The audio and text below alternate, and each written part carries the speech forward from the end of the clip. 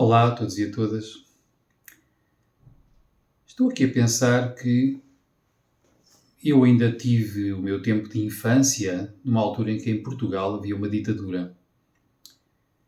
E nesse tempo de ditadura em Portugal, nós tínhamos medo de nos expressarmos. Tínhamos medo de dizermos o que sentíamos ou o que pensávamos. Tínhamos medo de nos pronunciar, sobretudo em público, mas por vezes até um pouco entre amigos, até um pouco entre família. Tínhamos receio que alguém escutasse e transmitisse ao governo e à polícia política o que escutava de nós. E sentíamos-nos, claro, muito mais à vontade, muito mais tranquilos, muito mais protegidos, quando falávamos de temas bem aceites pela estrutura dominante. Ou seja, se falássemos para dizer bem da Igreja Católica da altura, se falássemos para dizer bem do governo, para concordar com as políticas, para tecer elogios ao ditador supremo, estava tudo bem, estávamos protegidos, podíamos dizer o que quiséssemos desde que estivesse de acordo. Um pouco como, num extremo, outrora na Alemanha nazi, também se podia dizer à vontade tudo o que estivesse de acordo com Hitler, com o Reich, com as SS, com a juventude hitleriana e por aí adiante. Já as pessoas sabiam muito bem que dizer algo que fosse diferente ou discordante era potencialmente muito perigoso. Ora, neste momento, em Portugal, na Europa, no mundo ocidental, nomeadamente, estamos a viver um tempo muito estranho em que também não é assim tão simples dizermos simplesmente o que pensamos ou o que sentimos, ou aquilo em que acreditamos. Não é nada simples discordar, novamente, de narrativas dominantes. Claro, no passado, recente, não foi nada fácil discordar da narrativa dominante acerca das vacinas. É certo. Mas, neste momento, também não é nada fácil discordar acerca de narrativas dominantes em torno da imigração, em torno da sexualidade, em torno da educação, em torno até da economia, em boa medida. Há muitos lugares em que dizer mal do capitalismo, por exemplo, também é muito mal visto. E o que é que acontece? O que eu tenho observado é que, recentemente, vivemos cada vez mais numa pseudo-democracia. O que é típico da democracia, ou governo pelo povo, é que as pessoas possam pronunciar-se, possam discordar e concordar, possam propor ideias novas. E é típico as pessoas aprenderem a respeitarem-se umas às outras. Claro que nas democracias, normalmente, também não se pretende que as pessoas possam fazer mal umas às outras livremente.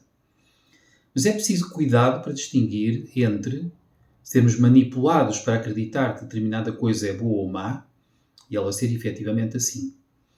Ora, no tempo que corre, o que eu observo é que uma grande parte das pessoas têm cada vez mais medo de dizer publicamente, ou por vezes até em privado, o que sentem, o que pensam, o que acham. E de debater isso. Têm medo de se abrir a um intercâmbio livre de ideias e de sentimentos.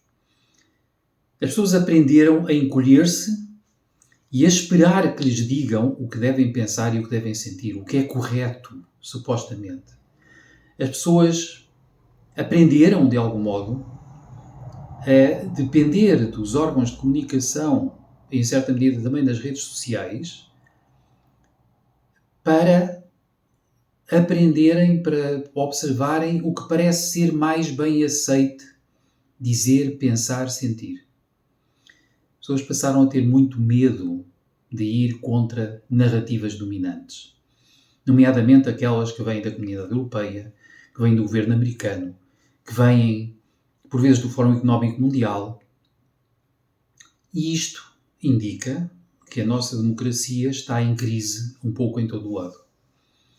Isto indica que estamos cada vez mais a entrar num tempo de ditadura. Um tempo em que, mais uma vez, os poderes instituídos, mesmo que não tenham um ditador oficial reconhecível, Os poderes instituídos estão a ditar-nos o que pensar e o que sentir e o que escrever e o que filmar e o que gravar. E isso é extremamente grave. Nós precisamos de liberdade, de à vontade, e o à vontade de discordar, e o à vontade de sentir coisas impopulares ou de falar de coisas impopulares. Note-se, aliás, que através do tempo a evolução das sociedades costuma ser feita por minorias. Minorias que por vezes pensam melhor, são mais criativas, veem mais à frente, propõem coisas estranhas, diferentes. Vemos isto em revoluções científicas, vemos isto em revoluções sociais, vemos isto em revoluções artísticas. E importa, portanto, reaprendermos contra as narrativas dominantes, a acolhermos uns aos outros, a tolerarmos uns aos outros, a termos grande interesse em perceber o ponto de vista diferente do outro, porque isso faz com que, em vez de nos repetirmos a nós mesmos, possamos abrir-nos a algo mais criativo, algo diferente, algo que realmente nos possa trazer novidade e crescimento.